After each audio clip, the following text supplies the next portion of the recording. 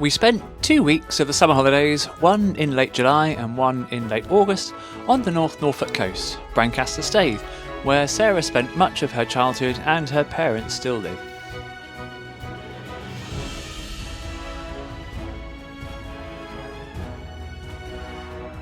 It's a place with much to offer when the tide is out,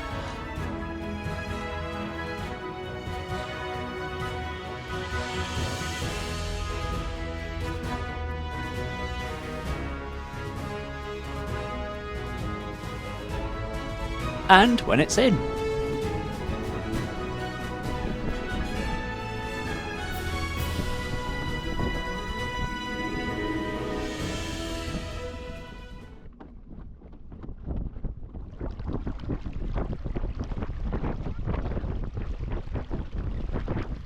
This was our first sail of the trip, just a short one on an evening tide.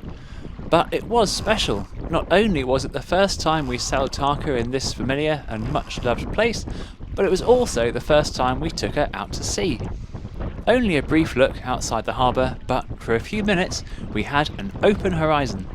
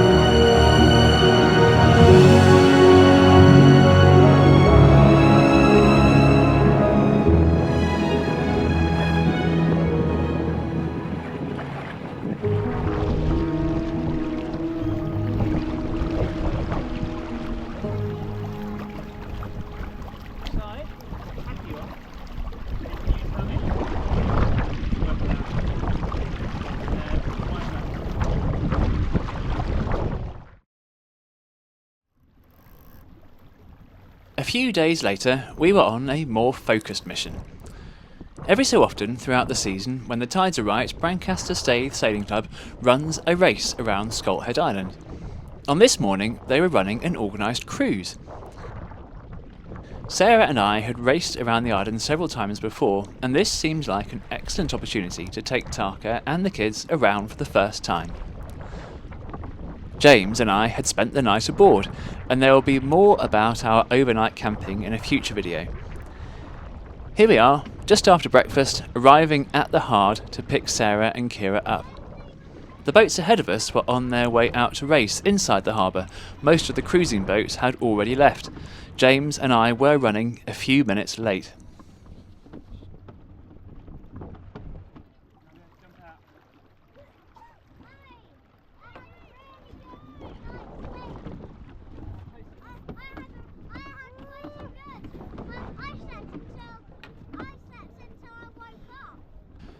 I was anxious not to get too much further behind, and in trying to slot Tarka into a small space on the crowded Hard, ended up having to get wet almost up to my waist.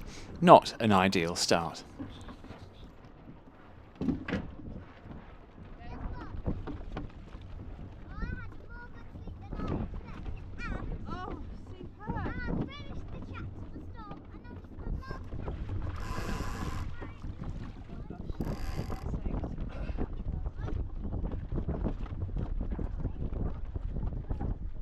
Finally, with all the crew aboard, we set off in pursuit of the rest of the fleet.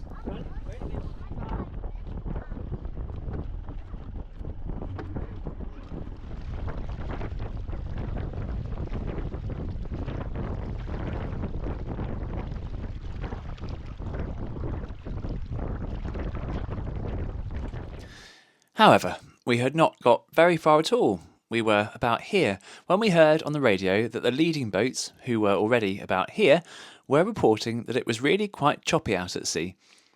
We had suspected that might be the case with a moderate northerly breeze blowing, but now that it was confirmed, we had to decide whether or not to brave the conditions and sail out of the harbour. Having not particularly enjoyed the tough conditions in the Beaulieu River a few weeks before, we decided on this occasion not to push the boat out. So, instead of going out of the western end of Brancaster Harbour, along the back of the island and then into Burnham Overy Staithe, we decided to sail through the creeks between the island and the mainland and meet the rest of the fleet coming the other way.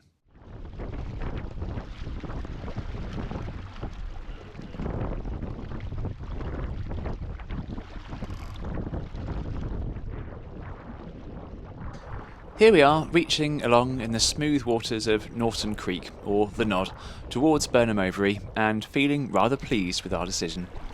The lure of the sea, the freedom of the horizon may be very romantic, but creek crawling is better for the digestion.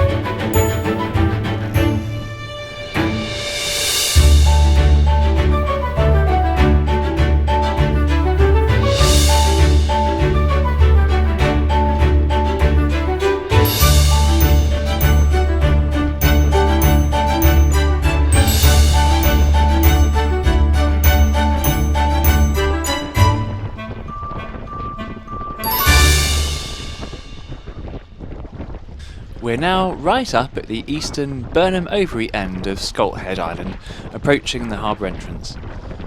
Those two Laser 2000s are the first boats of the Brancaster Staithe cruising fleet to come in from the sea on their way round the island, and they are definitely not racing each other. We thought we might just sail up to the harbour entrance and maybe a little bit further to see how rough those conditions at sea really were.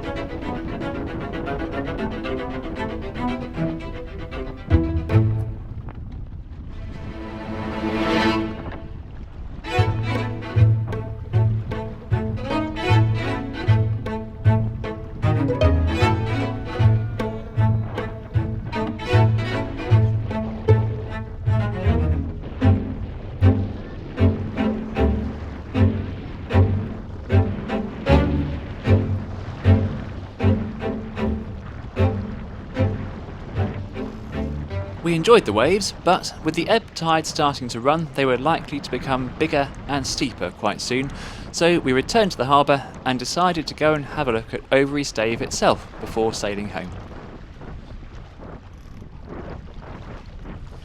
This pretty little harbour has had more than its fair share of great maritime celebrities. Horatio Nelson was born at Burnham Thorpe, just up the road, and it is confidently claimed learned to sail and row here. And Richard Woodgett, captain of the Cutty Sark during her prime years sailing the wool trade from Australia, bought a farm here after retiring from the sea in 1895. In 1928 he became the first Commodore of Overy Staithe Sailing Club, but died shortly afterwards. The place has probably hardly changed since Lord Nelson's time, let alone Captain Woodgett's.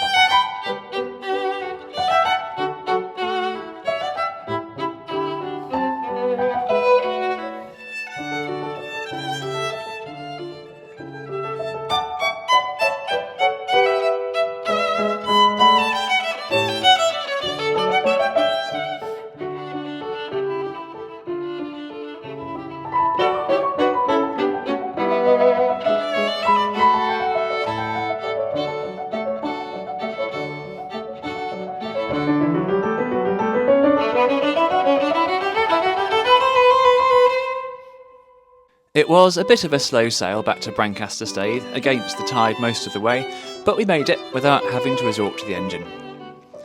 It had been a really fun morning. If we had attempted to sail round the island, there was no reason to believe we would have had any difficulty, but there were no regrets, and there would be plenty more opportunities.